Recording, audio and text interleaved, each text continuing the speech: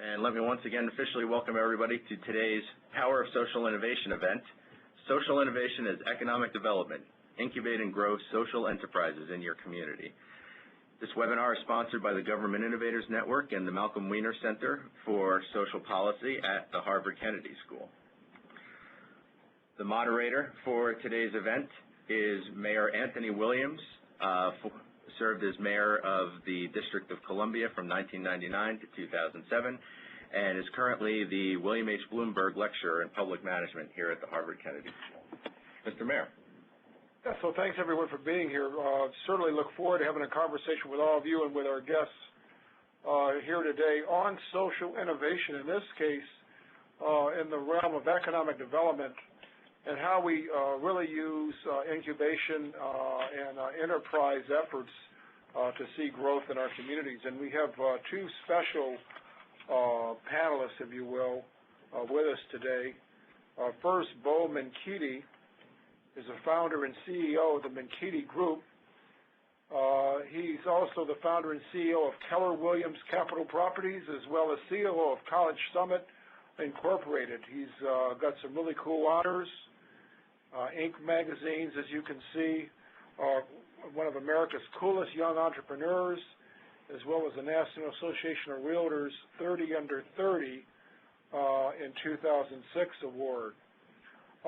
His work has been featured in David Bornstein's book on social entrepreneurs, How to Change the World, and in our colleague Steve Goldsmith's book, The Power of Social Innovation.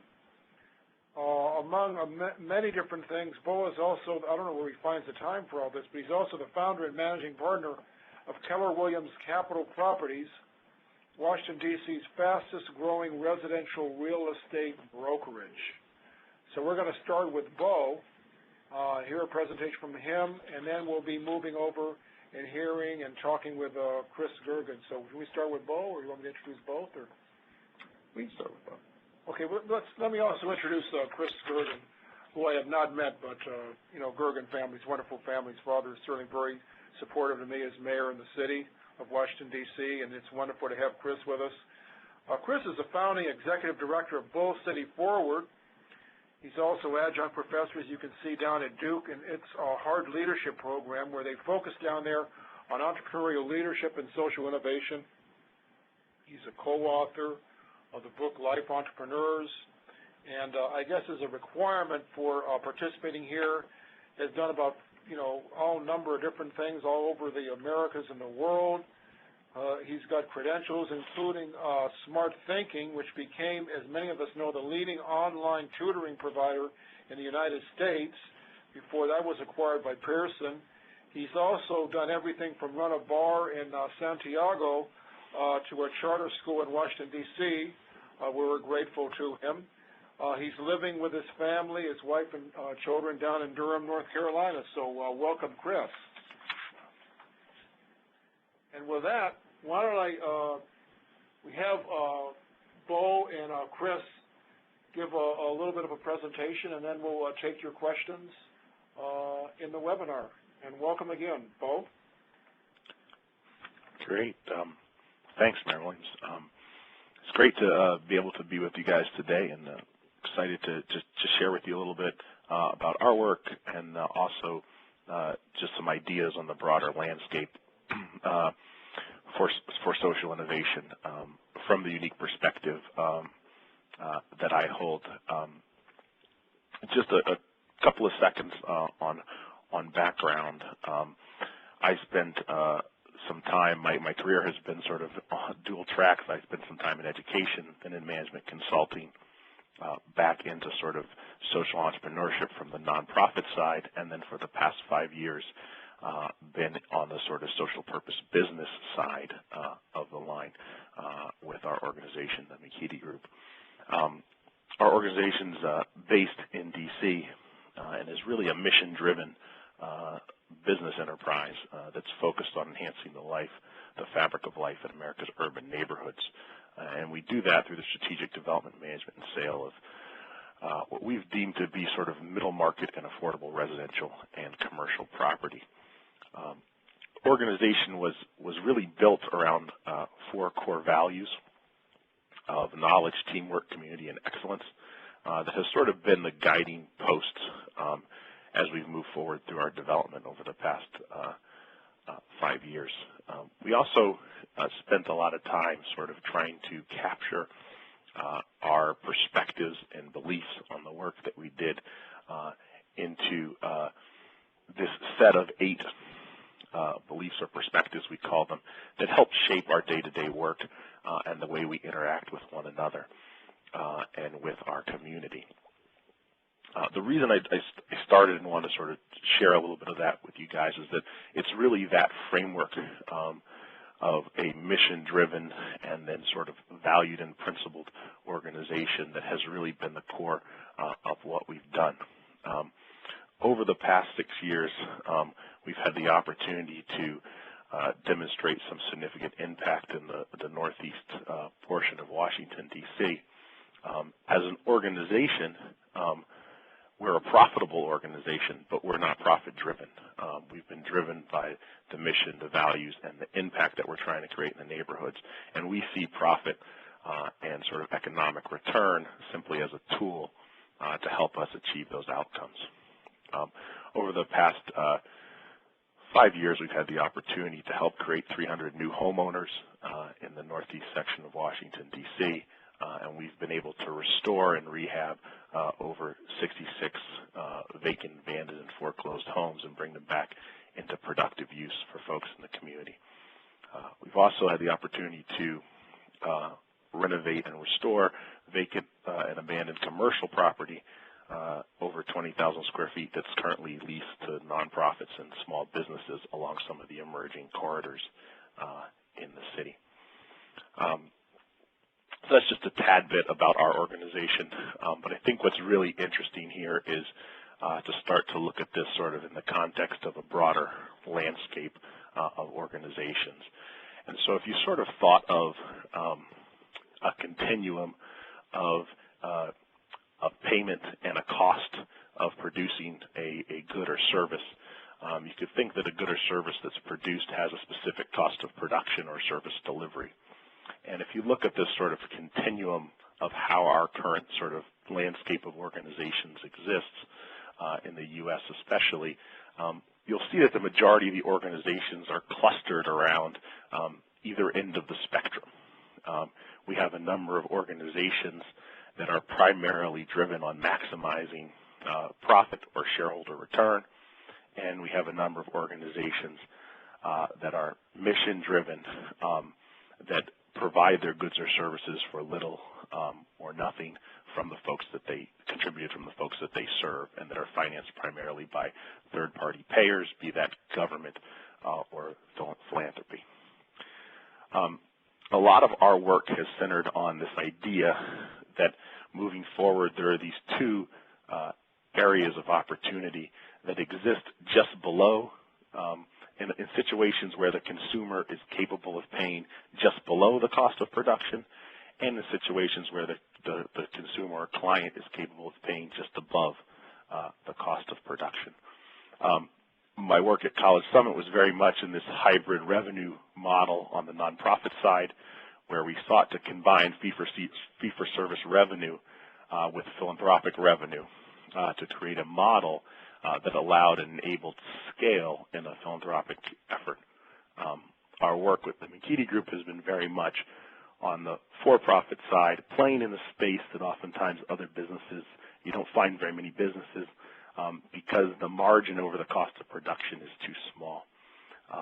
And this is a space we believe that is sort of underdeveloped and has a great opportunity for innovation and impact, especially in a lot of urban areas. By looking at these two sort of spaces of opportunity, there's just a couple of ideas that have come up that I just wanted to put out there, and then turn it over to Mary Williams and Chris, and we can go into move forward. But both of these sectors, we believe, represent a significant untapped area that's ripe for what's going on in social innovation. To some extent, on the hybrid revenue or nonprofit side of this, it's a little bit more developed than on the social purpose business side of it in this country. In some other countries, they're sort of ahead of us in terms of some of the development that's gone on there. The success and growth these sectors really require us to sort of move out of some of the paradigms that we've had for how we categorize organizations and measure their impact, especially these questions about how do we move beyond a purely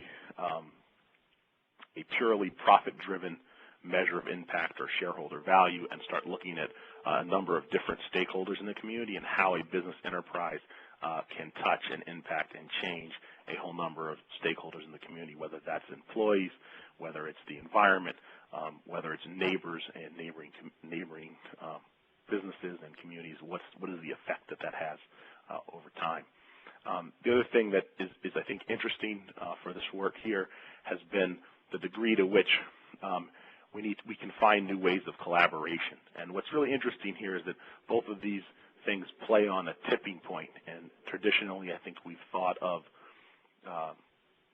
philanthropy as being focused on sort of taking care of what can't be taken care of by the free market. And I think what we're starting to see here is that social innovators are starting to play with different resource models that start to look at what are opportunities for enterprise in areas that maybe require a blend of these things, or that are just not profitable enough to see mainstream business enterprise enter in a sophisticated way, or that have been ways to take traditional philanthropic organizations and make them more scalable and sustainable over time.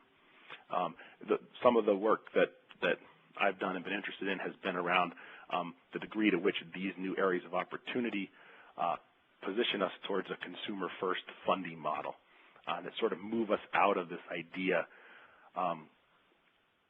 We combine the for-profit idea that the consumer and the willingness of the consumer to pay for something helps drive some of that innovation, and we combine that with a sort of traditional nonprofit view of mission-driven and social impact. And how can we combine those two things to create a new space and further open up new areas for innovation in our cities? So that's just a little bit. Could you give a specific example to our participants? Sure. I'll give you on sort of both sides of that.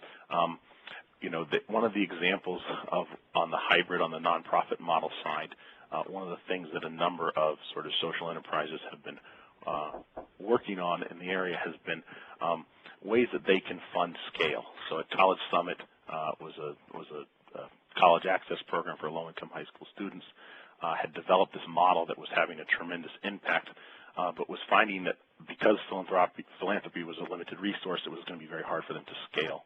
In this case, the ability to create a revenue stream of fee-for-service revenue that covered the incremental cost per student enabled them to create a scalable platform that allowed what would have been sort of trapped in its growth as just a pure philanthropy to grow in a new way.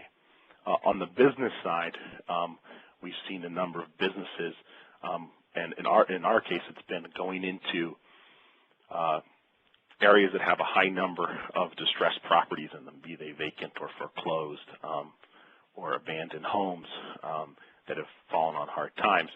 Typically, that space has been driven by speculators and either unsophisticated or unsavory organizations that have sort of sought to maximize the profits on that space. And what we found is that by going into that space with an eye towards creating affordable housing and partnering with local government and local nonprofits, we're able to create a sustainable change mechanism that stabilizes the neighborhoods and creates affordable housing for folks at the same time. That's great. So that in the Northeast area? Yeah. You've got an example of that? Yeah. Yeah. So I mean, a great example is, if you take a look at, the folks in this upper, they did stick with me, so I'll point them out. But in the upper right-hand corner of the slide is Virginia and James Jefferson, and this is a couple that bought their first home. That's their picture on their closing day. So they were in their late 60s when they were able to purchase their first home. and both of them had experienced homelessness in their lives.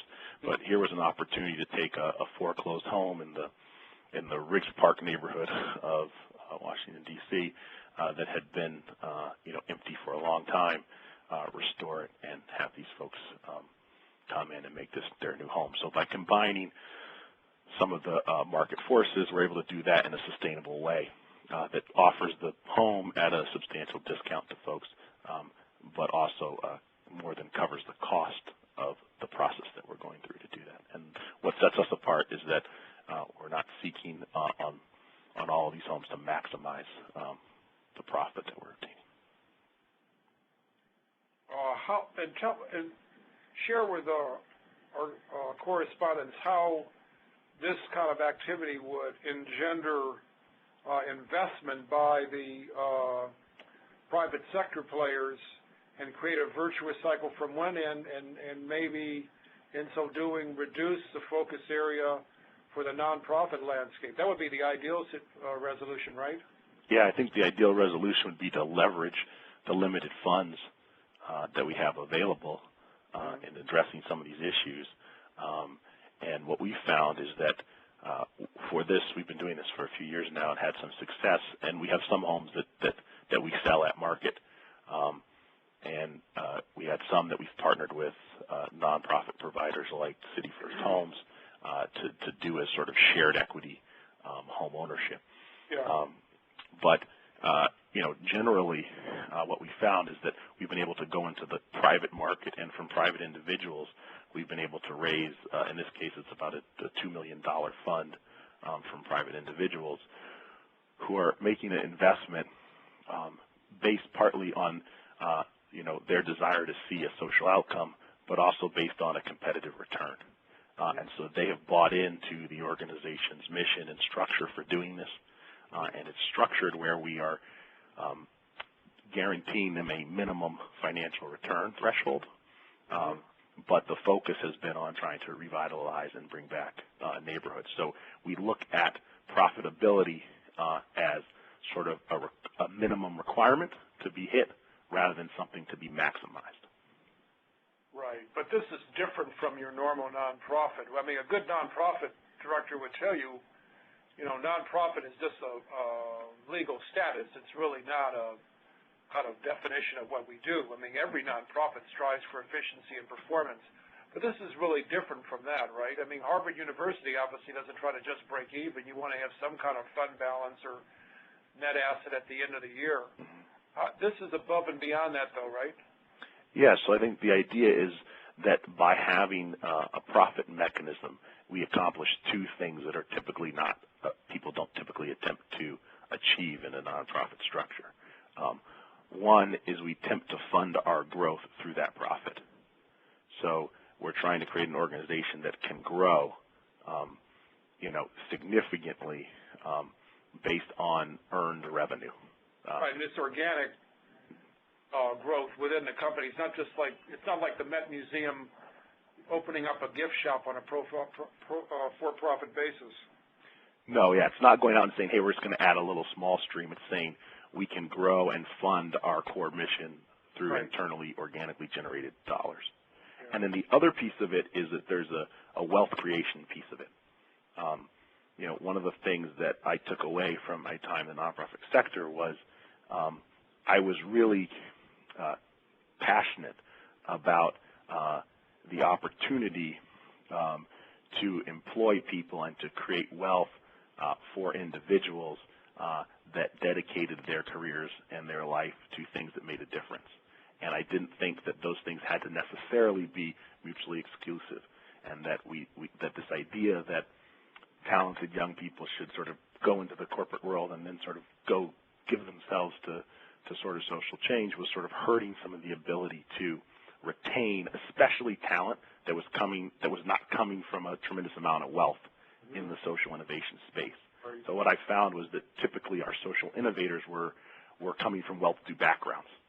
And what I wanted to do was find a way that we could bring people into this space who didn't necessarily come from means and were able to build and create some of their intergenerational wealth while still doing something that they were passionate about and impacting their community. Right. So you're in the real estate economic development business, so obviously you're concerned with space. Talk about how you identify, how you look at an area geographically that represents what you're talking about here in your spectrum. So in other words, you know, there's going to be certain neighborhoods that are on one end of your spectrum, other neighborhoods on the other end of your spectrum. Where's your sweet spot? How do you define your sweet spot geographically? Or so for us, we sort of looking at, there's kind of a core look at, you know, in some of the neighborhoods in our city, the cost to purchase a single-family home or a condominium is significantly below the cost of production. Yeah. And so where our sweet spot is slightly above in a market that's sort of just below, that's sort of on the lower side of the middle.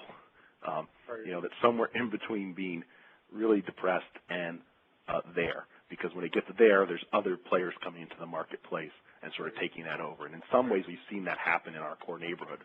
And we've done a lot of work in the Brooklyn and Woodridge area of Washington, D.C., which over the past couple of years has sort of, there's been now outside capital coming in and other players. And we've sort of, you know, expanded beyond that as that's grown. Yeah, for people who know Washington, D.C., this would be Columbia Heights like about 15, 20 years ago. Mm-hmm. Yeah. And so that's, you know, the idea is to play in the space where you can resell a home over the cost of production. And sometimes we do homes that help fund the rest of the business. So occasionally we do homes that don't have this specific sweet spot. But the sweet spot is really a place where you can do an activity where the consumer is capable and willing to pay over the cost of production, but the traditional business community is not willing to serve them, either because they perceive the risk of that investment to be too high, or they perceive the return to be too low. Okay. Well, hang in there, Bo, and continue to contribute. Chris, talk about what you're doing and how that plays a role in this innovation we're talking about. Thanks very much, Mayor Williams, and it's terrific to be sharing this with Bo as well. He's really set the stage, I think, for our conversation. So much the same way that Minkiti is really focused in on this concept of social impact, but doing it in a highly sustainable and financially viable way, we're focused on trying to catalyze that at a community level. And I'll explain that in a second. By way of very brief background, my background, as was suggested in the introductions, is that of education entrepreneurship. I've been an education entrepreneur most of my career, both in the for-profit side and the nonprofit side, and even the government side, helping AmeriCorps Vista launch something called Entrepreneur Corps, where we placed 400 business volunteers and 96 nonprofits across the country. And as I sort of marched down my own entrepreneurial path, like Bo, I got very interested in this hybrid model of organizations that were innovative on the financial side and were rigorous and disciplined about creating high-growth, high-impact organizations that could measure both themselves on the financial bottom line as well as their social impact. Which is, again, an area that I have gotten sort of deeply interested in, done a lot of writing and thinking about, and now do some teaching on down here at Duke. But one of the things that I've become very interested in is how do we create an intentional ecosystem to help encourage social enterprise to emerge in a particular community and to thrive in that community. And again, I pulled up this slide here, which echoes what Bo was talking about, which is why I'm not going to spend very much time on it, but this idea of financial sustainability as well as social impact. And Mayor, to your point about nonprofit organizations and for-profit companies, you know, often the way that they are characterized legally in terms of their corporate structure is one of access to capital primarily. But ultimately, at the end of the day, there's not a lot of distance between most of the social enterprises we work with, except that they share. they share this common platform of being financially viable and oriented around social impact. And the reason I've got a dotted line there is because we work with a lot of different nonprofit organizations that are interested in becoming more financially sustainable, and for-profit companies that are interested in becoming more social impact oriented. And for those people on the call who haven't read this article yet, I would highly encourage those to read, a colleague of Tim and Mayor Williams, which is Michael Porter's piece in Harvard Business Review on shared value. I think it captures the spirit by which we're really starting to see this movement, and it's been fascinating to talk to a number of different sort of Fortune 500 CEOs that are starting to talk actively about this idea of purpose-driven capitalism. I was just with, for example, Jim Rogers, who's the CEO of Duke Energy, who had just come back from Davos and was talking out actively about this idea. So I think it's beginning to hit the mainstream. The question that we're starting to work with is recognizing how you can have very positive economic growth in terms of jobs and economic diversification, as well as social impact. If you help to foster this community, we set out to sort of try and start figuring this out in a target community. So I got really interested in this question of ecosystem and how do we create, again, the intentional conditions to allow these ideas to really thrive. Because there's a number of challenges that are standing in the way of the future Menkiti groups and college summits and other for-profit companies and nonprofit organizations to really hit their full potential as social enterprises. Often in terms of some of these emerging ideas, and I see it all the time in terms of some of the students I work with as well as some of the enterprises, they lack a lot of the knowledge or confidence in their ability to really be able to follow this hybrid model. They don't have strong networks, tend to work in silos, they lack some of the critical business skills, and they just don't know how to access or navigate access to talent, getting capital both from public and private sources, and then, Bo, you had mentioned earlier in your conversation about metrics and really being disciplined about sort of what impact are people having, both on economic impact as well as social impact.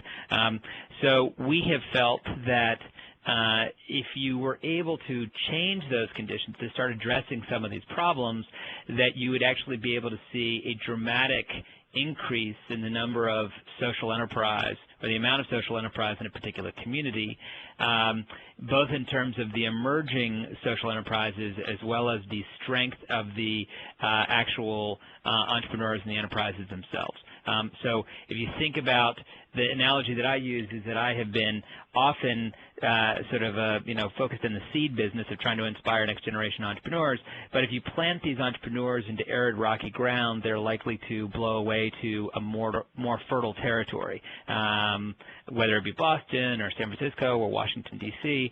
But if you could create some really fertile ground in a place like North Carolina, then you actually have a much greater chance of being able to capture that energy and to be able to really grow it and foster it and help it reach its full potential.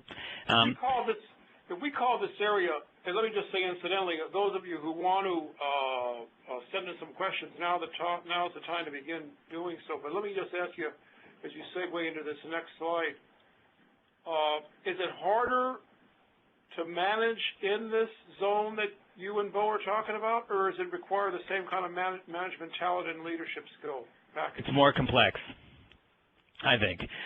Sorry, Bo, what did you say? How did you jump in there?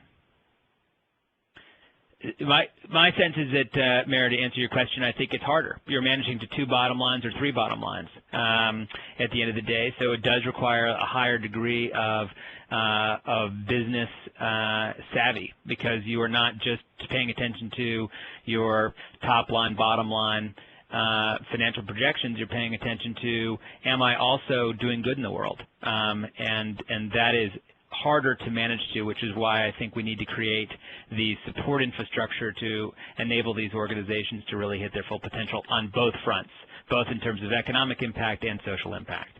Yeah. But if we do it, we get very high returns on investment, both on the economic side and on the social impact side, which is why those who are invested in our project or our initiative include the Chamber of Commerce, the city, the local community foundation, the universities, who all recognize the fact that this is a real economic growth engine for our community, but also offers a way to really be able to take on some of our toughest challenges around education, the environment, health, housing, economic prosperity and disparity, et cetera.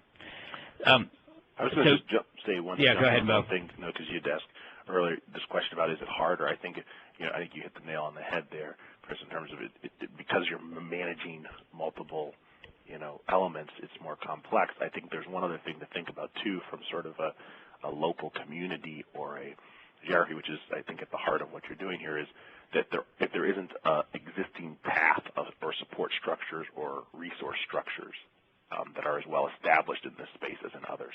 So not only is it potentially more complex to manage, it's a space that has less established supports. Exactly. As you go through the process.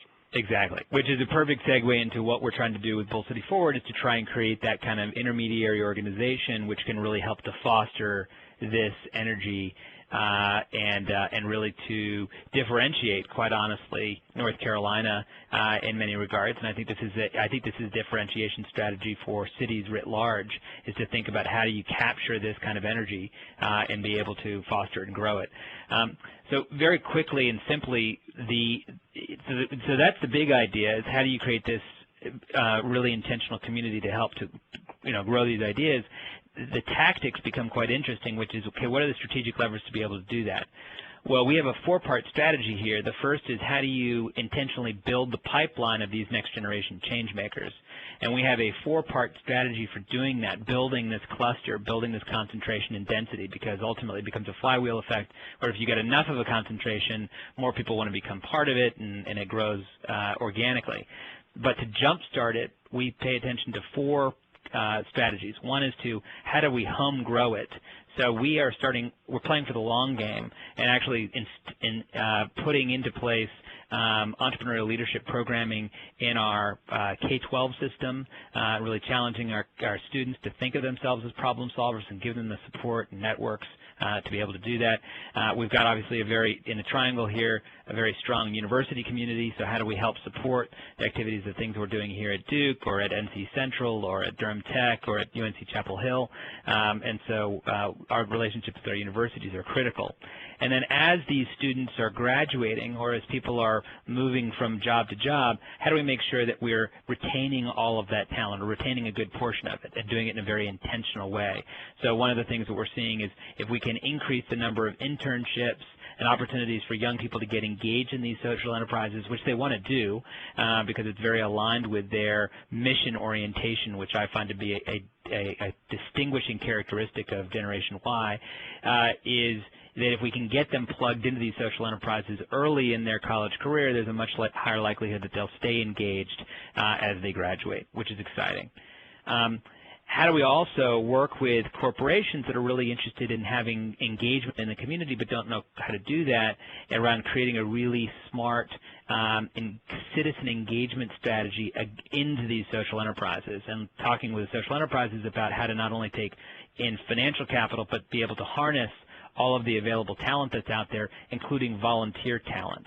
We can talk more about that if people are interested. And then finally, how do we recruit best and brightest into our community? So give you an example of that. There's an organization called Echoing Green, some of you may be familiar with, provides a 2-year fellowship for some of the most promising social entrepreneurs in the world. 3,000 apply, 18 get accepted. This year, for the very first time, anybody who's an Echoing Green finalist or ends up winning the award will get an additional package from Durham saying if you move to Durham, you will also get 2 years of free office space, 2 years of ongoing professional development, and a robust support community to help you grow, with the hope that of those 18, we're going to get 2 or 3 that would decide to come to Durham. So that's the 4-part strategy in terms of growing this out. And then as we grow this, all these ideas are beginning to percolate. How do we make sure we're creating a really strong support environment to be able to incubate and accelerate these ideas. And so we've got a space downtown, provides a co-working space, convening space, meeting space, and the idea is that as these entrepreneurs are beginning to grow, that we're providing them with a very comprehensive support network, giving them access to new markets, to management possibilities and managing the HR, as well as access to capital. And then finally, how do we measure the impact we're having, and then how do we make sure that the broader policy community is fully bought into this idea and continues to help support this sector and the opportunity it presents. So what particular, so we're in a city, we're talking about, I mean, the way I look at this as a mayor is, my philosophy, and I think the philosophy of a lot of my colleagues is built from strength. So you've got neighborhoods that are really just in need of a lot of intervention and subsidy. You've got other neighborhoods that are doing all right. You've got the neighborhoods in the middle. That seems to be the zone where you all are playing, right? So now we're talking about this, okay, so we're talking about this kind of transitional neighborhood. We're built, and your triangle here, this ecosystem that you're building through this strategy and that Bo's talked about. So if I'm an entrepreneur now and I go through this process, what kinds of initiatives, or should I say businesses or projects, am I doing? Do they tend to be more social in nature, or could I be opening up a grocery store, or what are we talking about? Yeah, so it's essentially it's this intersection of these are financially sustainable social impact organizations. So these are both for-profit and nonprofit organizations. So give you a classic example, if you use the grocery store model, one of the groups that we help to support is an organization called TROSA. It's a 2-year residential substance abuse program. So what they have is they have a number of earned income models. So they've got a moving company and a landscaping company, and they've got a frame shop and a whole bunch of things. Well, they wanted to open a grocery store as well, and this is a way for people who are going through the recovery process to get employment, as well as be able to generate revenue that then goes back to help support this nonprofit organization. So that's a classic example of a nonprofit organization launching a profitable enterprise, which then goes back to help service its mission. So those are the kinds of enterprises. So we are specifically focused on organizations, to Bo's point earlier about, that have an explicit focus on social impact and trying to help them be as successful and high impact as they possibly can be. Here's a question in terms of the overall environment. Colin Bloch, I hope I'm pronouncing that right, or Colin Bloch is writing, in the context of regulatory reform amidst the ongoing economic realignment taking place, what's being done to incent the potential of social entrepreneurship versus what he sees as the windfalls accruing to the traditional profit-driven models? So, for instance, he says federal investments generating long-term community-based benefits versus the Treasury bailouts to the too-big-to-fail guys. Well, there's a couple. I was just with a meeting with the White House and HUD yesterday, and I think that there's a growing interest in this sector, recognizing the fact that, again, you get a win-win in terms of economic driver and positive social impact. And there are things like, some of the loan funds are starting to get configured in this direction to try and get earlier stage capital into the space. So, for example, there's the I-6 grant that's coming out of EDA right now that has, I think, an opportunity to infuse more capital. One of the things we're talking about is it's part of the, to allude to the big bank bailout, there was built in a $30 billion earmark for community banking. And one of the things we were talking about yesterday is that has apparently gone away, or at least gone away quietly. But those are the kinds of things that would be tremendously helpful, because the risk, the lending market is such that it's very difficult to access capital as an emerging entrepreneur, first and foremost, but especially as a social enterprise, because you don't have traditional collateral structures. So we've got to be able to figure out ways to be able to capitalize this market in a much smarter way. Bo, do you have any thoughts on that? No, I mean, I think there's also some interesting stuff going on around sort of measurement and form. You know, the movement in some states towards L3C companies, which would be sort of for-profit ventures that have a primary goal of achieving a socially beneficial purpose, which actually, you know, potentially allows for a different tax treatment for some investment in them. So I think that's another space where looking at how pretty small diversions of capital or support of the space could have a tremendously larger impact. And so I think sometimes we are hesitant to put resources into something on the margin, and really it's on the margin where change occurs. And as local jurisdictions and as a nation, we can spend a lot of time on safety net activities, which are important, but oftentimes the biggest bang we get is when we can tip something at that tipping point. Right. You mentioned, Patrice Blanchard asked a question. She says, you mentioned young people multiple times, but what about the older entrepreneurs? What organizations focus on providing encouragement and seed money for older entrepreneurs? I'm familiar with Mark Friedman's Civic Ventures, which is more focused on the social impact side. Are there others, or does your organization have plans to target entrepreneurs age 50 plus in any way? A lot of talent out there in this 50 plus group. Yeah. Yeah, it's a great question, and I'm glad you mentioned Mark Friedman with both Civic Ventures, and of course he's got the Purpose Prize too, which is very cool. We have talked actively about that, and we're trying to do some things around mid-career, where we're able to work with a number of folks that are in transition with regards to mid-career. We're a membership-driven organization, so people are members of our organization. We have about a little over 100 members now. And actually, we have a number of folks who are in their quote-unquote, third career, working on some really exciting social enterprises. So we are very encouraging of that. One of the challenges is that it's a lot more fragmented.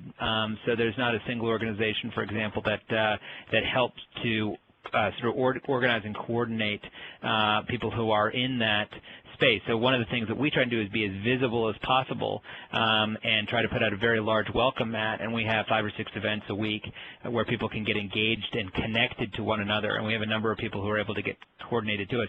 But from a marketing perspective and from an outreach perspective, it's far easier for us to work with institutions like universities, because when somebody's 50, it's hard there's no institution you can reach out to, so it's basically a retail marketing strategy at that point in time.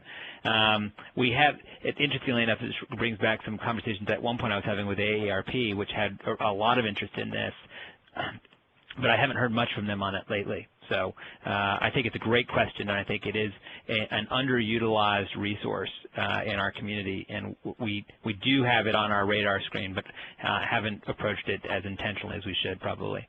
Okay. And on a much more micro level, it's something we've experienced both in an employee base and then in sort of outside advisors transitioning out of more traditional careers and dedicating, it's where we've gotten some of our greatest contributions of talent have been from folks who are either taking on another career or are serving as advisors in sort of a different phase of their lives, or maybe they're not full-time working.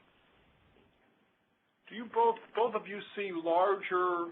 Do you see in terms of what do you see in terms of your expansion plans? Do you see federal government waking up one morning saying, we ought to really make this a mission, say, of HUD or the Commerce Department, or do you see this replicated just as more smaller initiatives, in other words, not national but local initiatives around the country, or a combination of both?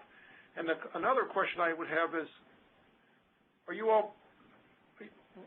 how do you see your role? Are you playing God or what? Would you sit and decide which businesses live or die within your zone of cognizance? I think, I'm just saying that to kind of spark debate. Well, I can tell you sort of our perspective is that what we're trying to do is pioneer a model in a specific geography that could be replicated in other geographies. and that could have similar impacts on other communities. We believe that the success of some of this stuff requires pretty, on the ground, micro level knowledge and engagement, and so that it's important to, partner and work with folks who are really engaged in a specific community. But we believe that there's a sort of multi-site replication strategy to some of the stuff that we are doing. I think the other question, sort of about growth and interest for us, is we think that there's an opportunity over time to start to extract and codify some of the learnings and some of the approaches in this space that could then be plugged back in and contributed to something much closer to what Chris is doing, where you could combine capital and support to sort of accelerate the space in the community, and in our case, outside of real estate. Mayor Williams, to follow up quickly, we are expanding. So we are just about to launch Queen City Forward in Charlotte, and it's part of a broader statewide expansion plan. We're really interested in how you might be able to create a multi-city state network that is able to create a multiplier effect for the respective entrepreneurial communities across the state. So Charlotte is our first expansion. We're excited about it. It's actually chaired by our Queen City Forward, chaired by Mayor Fox, and we have a number of really terrific city leaders behind us in that effort. And within the next 3 to 5 years, we hope to be in 5 or 6 cities across the state with a hub-and-spoke approach. So basically, each of those cities would represent a hub, reaching into respective surrounding communities to try and engage the broader entrepreneurial community, provide that kind of support environment we've been talking about, and importantly, be able to connect those communities with one another. And we do believe that this is a key economic growth strategy for a state, and that the state should be actively invested and engaged in this kind of activity, because if you look at U.S. Census Bureau, basically, it's all of the new net new jobs of the last 5 years have come from enterprises that are less than 5 years old. So how do we really intentionally cultivate this kind of entrepreneurial spirit, but importantly do it in this double bottom line environment where you're able to really not only have an economic growth driver, but also have positive social impact that's going to include many more people in the conversation. And to your question, do you factor into your plans a high failure rate as exists for small businesses in general, or do you foresee a different failure rate for this creature? Well, the idea is to try and reduce failure rates, if at all possible, so that if you have a good idea that is financially sound and market ready and is having a positive impact, we want those ideas to flourish. We do build in a high degree of accountability. And so to your question about God, we don't play God, but we do think that we should be much smarter about where our resources are invested and invest in ideas that are showing measurable impact in the communities in which they're working. And if they're not showing measurable impact, then we think that the funding should ultimately be diverted into things that are. So I think that at some point we're going to see a consolidation strategy. And one of the things that we are trying to work with the communities on is this idea of how do we help organizations collaborate who are focused on the same ideas, be able to work smarter together, and be able to deepen their impact as a result. So when you go into an area, one of these areas that we're speaking of here, does this require both your efforts in terms of entrepreneurship and creating the environment for it, and the context for it, as well as, or I'll put it this way, does it require your capacity building as well as looking at external success factors and working with the city to change them? So is this do you need the kind of part of the old enterprise zone approach where you look at regulatory barriers and entry points and all that kind of thing? Yeah, I mean, it's all it's why you have to have an ecosystem approach. You can't just pinpoint a couple things. You've got to be paying attention to the whole picture. And so there are regulatory barriers. It goes back to the very first question, from the audience, is this idea that I think there are key policy strategies that need to be involved in this conversation so you're able to have grassroots enabling environments, but you also have to pay attention to the macro policy environment as well to ensure that this work can thrive. And so yes, I think it's both and. And for you and Bo, and maybe wrap up with this question, especially since I'm sitting here at Harvard University, do you think that our education system is equipped to help provide and train and nurture the kind of leadership you're talking about? Do we have what we need, or do we need to rethink and re-engineer what we have?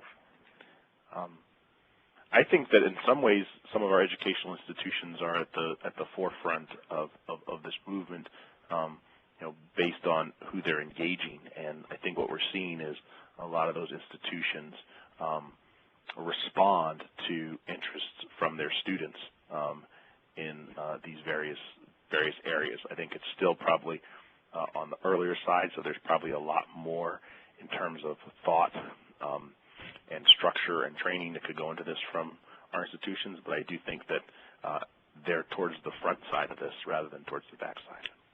That's interesting. I've got a slightly different take on this. I mean, interestingly enough, again, teaching now at Duke, and the mission statement of Duke is knowledge and service to society. So it's this whole idea of applied knowledge and social entrepreneurship plays very much into that. Duke is trying to figure all of that out and is becoming more receptive to it. And I think it depends on which school you're looking at from the university perspective to see where the thought leaders can be. But, you're looking at Ashoka Changemaker campuses, which Duke just became one of, and we hosted the national conference. That conversation wasn't even around 4 years ago about how to instill social entrepreneurship at university campuses, and at this conference we had about 40 universities represented. So you're starting to see a shift, but I know that at Harvard Business School you have a very strong focus on this idea of social enterprise, and the Social Enterprise Conference is one of the largest for the business school. Whereas I think the Kennedy School at times has struggled with whether social entrepreneurship is quote unquote too vocational, and whether it's too outside of the sort of mainstream academic environment. So I think from the university perspective, we're still learning a lot, and there's a few of us that are trying to push the envelope a little bit harder than that. The K-12 system, I think, still has a long way to go. Well, let me ask now as we wrap up. We'll begin with you, Chris, since Bo started. You, Chris, and then you, Bo, just some final thoughts as we wrap up, and I want to thank all of you for participating. Well, I got to say that I was thrilled to see the participant list when it was sent over to me. I know a number of you are working on this field, and I would love to continue the conversation for those of you who are really interested in this ecosystem question. We're on a very steep learning curve. We've learned a lot through the process in terms of our own efforts, but if you are doing it on your own or are interested in learning more about what we're doing and can share some of the things that you're doing, we'd love to get involved in the conversation. So if you go to I put up my contact information earlier. I'd welcome being in touch, and also if you go to bullcityforward.org, you can learn a lot more about what we're up to, because I think at the end of the day we are trying to, much like Bo is trying to do with the Mankiti Group, trying to really do something new here, and it's going to require a movement to get it done where people are beginning to wake up and say, oh, I get it, and then start to get behind it and start getting invested in it, and see it as a model that they want to try and emulate. So we'd love to be part of that conversation. Thanks a lot, Chris. Appreciate your participation, and I'm sure that people will be in touch with you. Bo? Yeah, I guess my final thought is actually similar in that, especially in my world where I'm very much in the practitioner space of doing this on a daily basis, I would definitely welcome thoughts, ideas that others have on our work, or even just examples of other work that folks are doing that they feel would be relevant, and whereas we could share ideas and things that are out there. And I think for me, in terms of the space I'm in, this opportunity always to step back and consider and absorb a broader landscape is always huge in enabling us to come back with renewed energy and perspective on what it is we're doing at a local level. So I look forward to continued engagement and opportunities, hopefully to move towards building some more of this type of an ecosystem here in Washington, D.C. Thank you, Bo. Will, and this conversation is certainly really relevant right now, and certainly very important, because as we talk about, like Standard & Poor's and the downgrading the U.S. Financial outlook, everyone's concerned with our fiscal picture and the argument over taxes versus spending cuts. But at bottom, I think most Americans are asking, how do we restore sustainable economic growth? And there's certainly things that the federal government can do on a macro level to help restore that growth. But I think what I heard very powerfully here is that there are things that can be done around the country, replicated around the country, beginning with Bo and Chris and the kind of work that they're doing to really literally spawn and nurture and propel that growth from the bottom up. So it's certainly, I think, a very, very powerful outlook, and we're going to be following it closely. And I want to thank everyone for participating. I certainly learned a lot from it. Thank both of you, and thank all of you. Perfect. Thanks so much, Mayor Williams. Really appreciate it. And also thanks to the group up at Harvard and Tim Burke in particular for helping to pull this together. It's a great conversation. And, Bo, great to be on the call with you. Really learned a lot. Thanks a lot. It was great to participate. And thank you to everyone for your work, and thanks to everyone for joining. I look forward to continuing the conversation as we move forward. Okay, thank you, guys. Bye. All right, take care. Bye. Bye.